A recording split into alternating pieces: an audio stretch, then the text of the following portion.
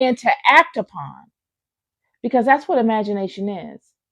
Allows us to go down a particular road or a particular path that leads us to a particular destination that we probably never would have come into agreement in going down had we not been experiencing some form of trauma, some form of pain, or some form of chaos.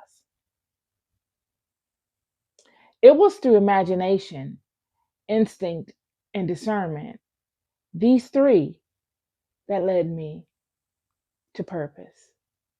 Even coming forward and doing these podcasts, um, Bible studies, Sunday services, and all the little intricate things that I deliver in between. I can't say that I would have come forward in the fashion that I had I not been pushed in a particular direction to do so. You see, I had come up with the idea to do all of these things before doing them. That's why I could fall into these particular roles so easily. I had already envisioned in my mind before ever embarking upon this journey in the method in which I'm embarking upon them. I had tossed the ideas around in my mind prior to me acting upon them. My problem was is that and my problem was a problem that most people experience. I had gotten comfortable. I was stuck in variety.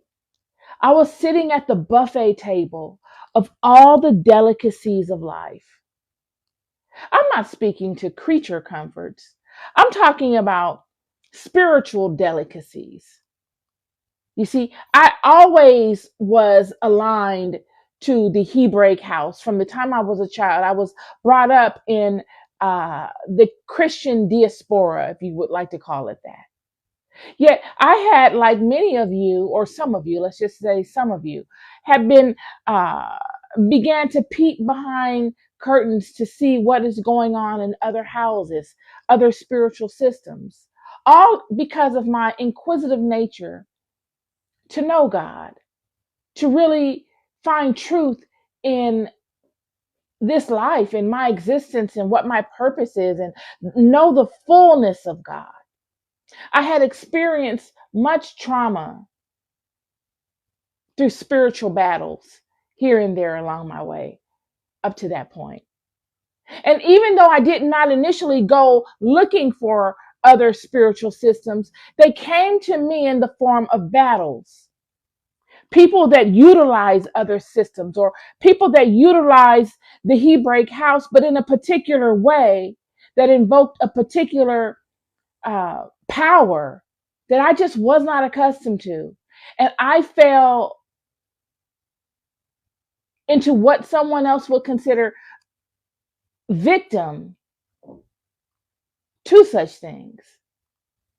I was on the receiving end of the negative aspects of other people's prayers.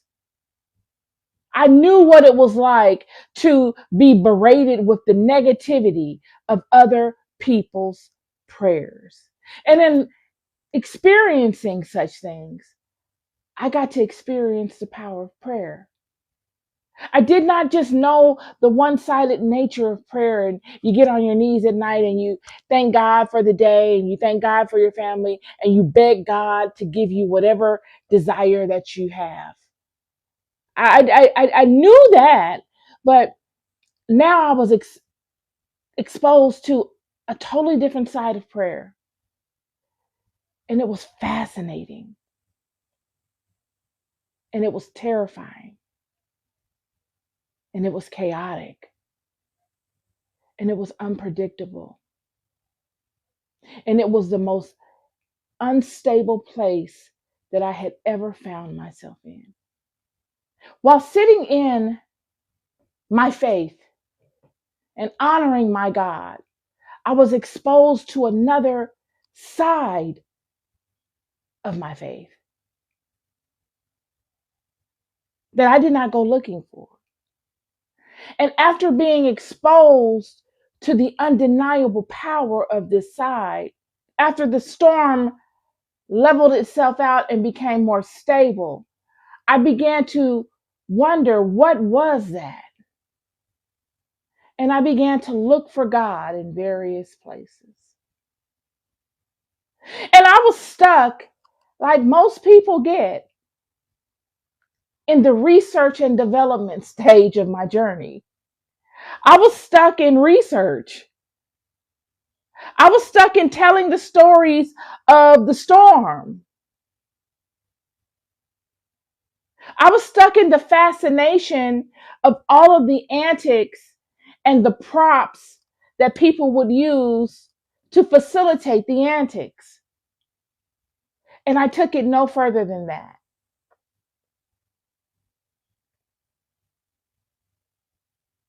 until a storm would come upon me again. And it would say, it's time for you to move beyond this. Complexity came. And complexity came with extreme strangeness. And it drove me back to what I knew. See, that's the thing with life. We can sit at the buffet tables of all these different nuances and fascinations that we may have. But it's when the strange things come upon you, the storms of life, the complexities of life. They come and they shake you out of your dream. They shake you out of your stagnant places. And you run to what you know. You don't run to the fascinations. You don't run to the things that are shiny and mesmerizing. You run to stability. You run to that which you know. And that's exactly what I did. And in my running to what I know, I leaned so far into what I knew this time around that the storm came, that what I knew of God expanded to meet me where I was and to answer all of my questions in the language that I understood, the language of my house.